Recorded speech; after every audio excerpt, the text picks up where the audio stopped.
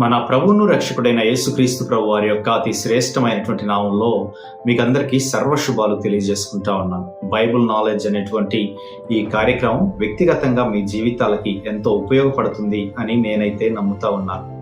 అదేవిధంగా ఈ కార్యక్రమం వీక్షించేటువంటి మీరందరూ కూడా మీ స్నేహితులకి ఈ విషయాలు ఫార్వర్డ్ చేయవలసిందిగా కోరుతా ఉన్నాను. గత వారం మనము అబ్రహాము గారు చేసినటువంటి యుద్ధాన్ని చూసాం. 318 మంది యోధుల్ని వెంట పెట్టుకొని అబ్రహాము గారు 5 దేశాలకు సంబంధించినటువంటి రాజుల మీద యుద్ధం చేశారు. అయితే యుద్ధం చేసి తిరిగి వచ్చేటప్పుడు 2 రాజులు ఆయనకి ఎదుర్కొని అతి శ్రేష్టమైనటువంటి గిఫ్ట్స్ ని వారికి ఇచ్చారు. అయితే ఒక రాజు యొక్క గిఫ్ట్ ని అబ్రహాం గారు తృణీకరించారు.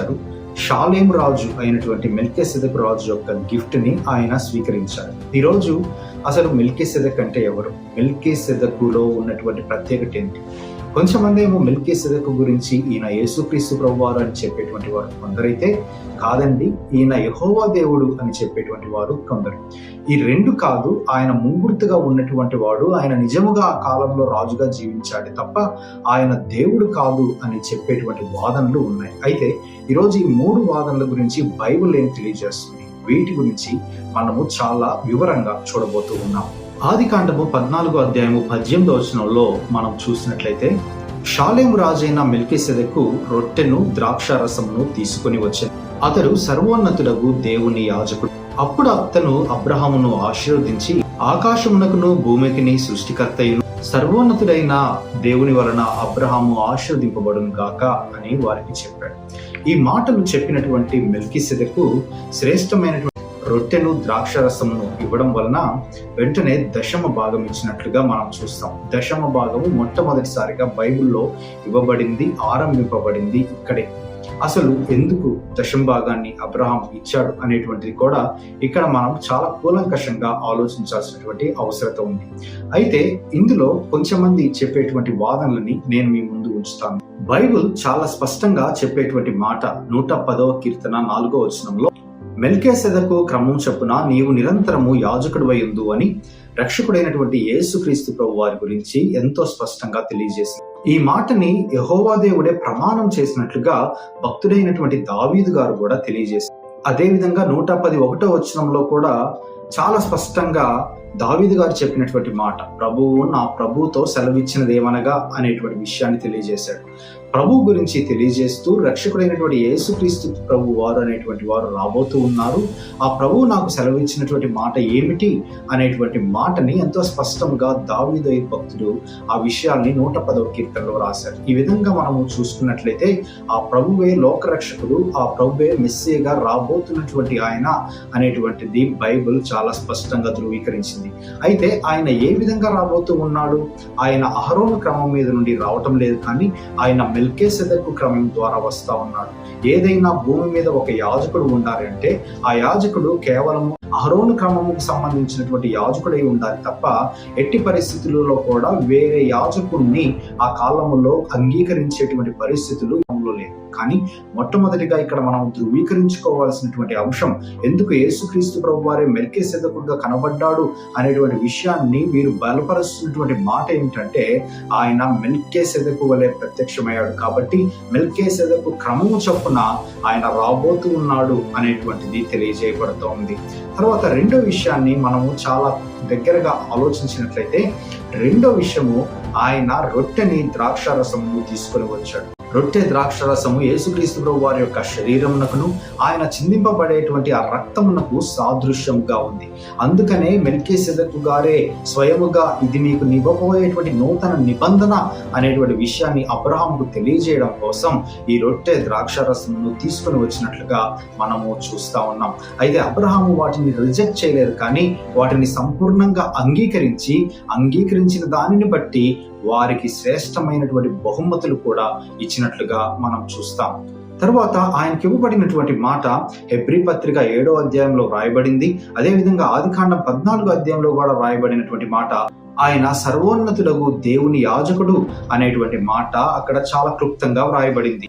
అంటే ఆయనకి ఇవ్వబడినటువంటి యాజకత్వం శరీర సంబంధమైనటువంటిది కాదు, కానీ అది ఆత్మ సంబంధమైనటువంటి యాజకత్వం ద్వారానే ఆయన యాజకుడిగా లోకానికి వచ్చాడు అనేటువంటిది అర్థమవుతూ ఉంది. ఆయనను ఏర్పరచినటువంటిది ఆ సర్వోన్నతుడైనటువంటి దేవుడు మాత్రమే తప్ప ఆయన మనుషుల క్రమము ద్వారా లేకపోతే లేవి వంశము ద్వారా రాలేదనేటువంటిది చాలా స్పష్టంగా అర్థమవుతూ ఉంది. ఈ విషయాన్ని పౌలు గారు హెబ్రీ పత్రికలో గ్రంథకర్త ఎంతో స్పష్టంగా వివరించాడు.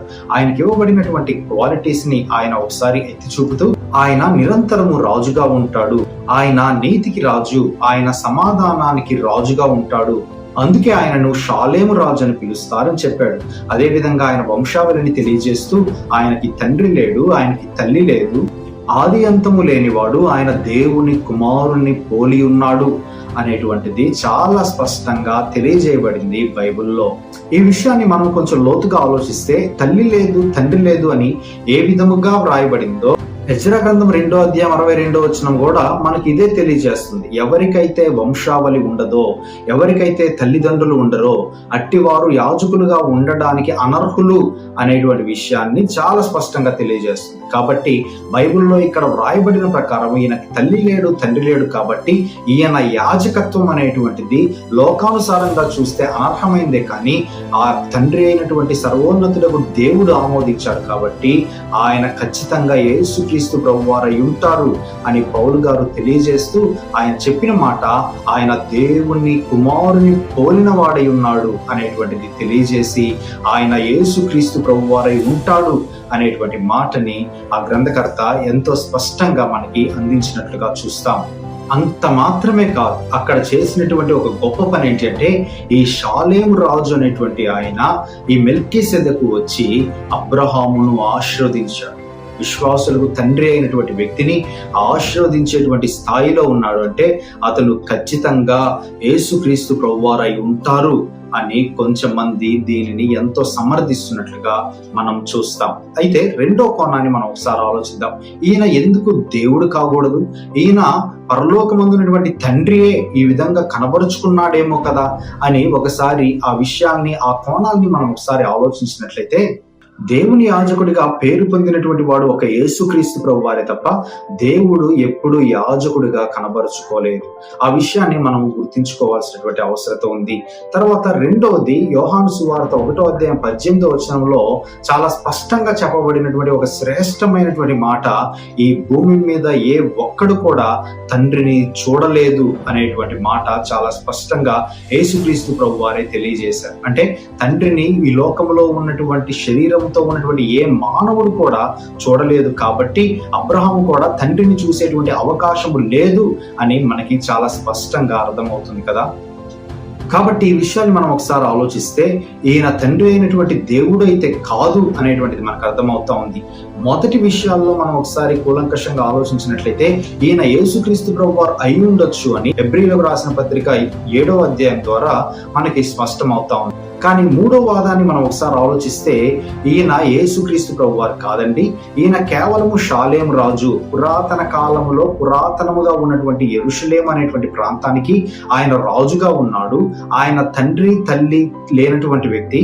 ఆయన ఇజ్రాయేలు దేశస్థుడు కాదు, కానీ ఏ విధంగా యోబు ఆ కాలంలో ఒక అన్యుడిగా జీవించి దేవుణ్ణి విశ్వసించాడో ఆ విధంగా షాలేము రాజు అనేటువంటి ఆయన ఒక అన్యుడిగా ఉండి యెరూషలేము ప్రాంతానికి రాజుగా ఉండి పరిపాలిస్తున్నటువంటి వ్యక్తి మాత్రమే తప్ప ఆయన యేసుక్రీస్తు ప్రభువారు కాదు అని చెప్పేటువంటి వారు మనకి కనబడుతూ ఉంటారు. ఆయన సత్యదేవునికి యాజకుడు, ఆయన కనానీయుడు. అంత మాత్రమే కాదు, కానీ ఆయన నిత్యము యాజకుడి యొక్క పనిని చేసేటువంటి వాడు మాత్రమే కాబట్టి షాలేము రాజు మాత్రమే అనేటువంటి విషయాన్ని తెలియజేస్తారు. కాబట్టి ఈ మూడు కోణాలని మనం ఒకసారి ఆలోచించినట్లయితే ఏ కోణము మనకి కరెక్ట్ గా ఉంది, ఏ కోణం రాంగ్ గా ఉంది అని ఆలోచించే కంటే కూడా అక్కడ దేవుడు అబ్రహాముతో స్వయముగా షాలేము రాజు ద్వారా లేకపోతే సర్వోన్నతుడైనటువంటి యాజకుడి ద్వారా ఆయన ఇస్తున్నటువంటి అతి శ్రేష్టమైనటువంటి ఆ నిబంధన ఈరోజు మన జీవితాలని మార్చింది అనేటువంటిది సత్యం. యేసుక్రీస్తు ప్రభువారు తనకు తానే ఈ లోకములో మన కోసం కలువరి శిలువలో మరణించడానికి ఆయన ఏ విధంగా చనిపోయే ముందు రొట్టెని ద్రాక్షరసము తీసుకుని వచ్చి తన ప్రియులైనటువంటి శిష్యులకు తెలియజేసి, ఇది నా శరీరము, ఇది ఇది నా రక్తము, దీనిని జ్ఞాపకం చేసుకునడి అని ఏ విధంగా తెలియజేశాడో, ఆ దినములలోనే అబ్రహాము వంశావళి ఆరంభించక మునిపే విశ్వాసులకు తండ్రి అయినటువంటి అబ్రహాముతో దేవుడు చేసినటువంటి నిబంధన మనకి జ్ఞాపకం వస్తుంది కదా.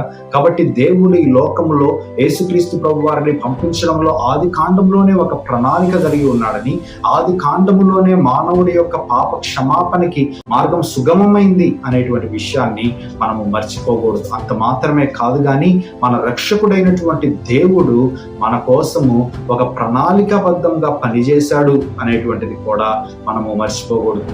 ఏది ఏమైనా కూడా మెల్కీసెదెకు రాజు రావడం ద్వారా అబ్రహాము జీవితంలో ఒక అద్భుత కార్యాలు జరిగాయి. అబ్రహాము కూడా శ్రేష్టమైనటువంటి దశంభాగాన్ని ఆయనకి ఇచ్చినట్లుగా మనం చూస్తాం. లోక సంబంధమైనటువంటి సంపదను సొదొమ రాజు తీసుకొని వస్తే వాటిని విసర్జించాడు, కానీ ఇక్కడ మెల్కీసెదెకు రాజు ఇచ్చినటువంటి వాటిని తీసుకున్నాడు. ఈ రోజు అబ్రహాం ద్వారా మనం నేర్చుకోవాల్సినటువంటి 2 పాఠాలు ఏదైనా ఉన్నాయంటే, ఆత్మ సంబంధమైనటువంటి మాటల్ని, ఆత్మ సంబంధమైనటువంటి కార్యాలని ఖచ్చితంగా మనం స్వీకరించాల్సినటువంటి అవసరత ఉంది. అంత మాత్రమే కాదు కానీ మనము దేవుడికి ఇచ్చేటువంటి విషయంలో, లేకపోతే కృతజ్ఞత కలిగి జీవించేటువంటి విషయంలో, కృతజ్ఞత కలిగి మనం చేసినటువంటి మేలులను బట్టి జ్ఞాపకం చేసుకునేటువంటి విషయంలో మనం ఖచ్చితంగా కొన్ని విషయాలను పాటించాలి అని అబ్రహాం గారు చాలా స్పష్టంగా తెలియజేస్తా ఉన్నారు. కాబట్టి ఈ యొక్క 14వ అధ్యాయంలో సవివరంగా ఈ విషయాల్ని మనం జ్ఞాపకం చేసుకున్నాం కదా. మరి రాబోయే ఎపిసోడ్లో 15వ అధ్యాయంలో అమూల్యమైనటువంటి అంశాల్ని మరి క్రోడీకరించి మనం చూడబోతా ఉన్నాం. కాబట్టి అంశాలన్నిటినీ కూడా మీ ఫ్రెండ్స్కి షేర్ చేయండి. విశ్వాసులు బలపడడానికి, మరి సత్యాన్ని తెలుసుకొని సత్యములో నివసించడానికి ఈ వాక్యాలు తోడ్పడతాయని మనస్ఫూర్తిగా కోరుకుంటూ ఉన్నాను. Thank you very much. God bless you.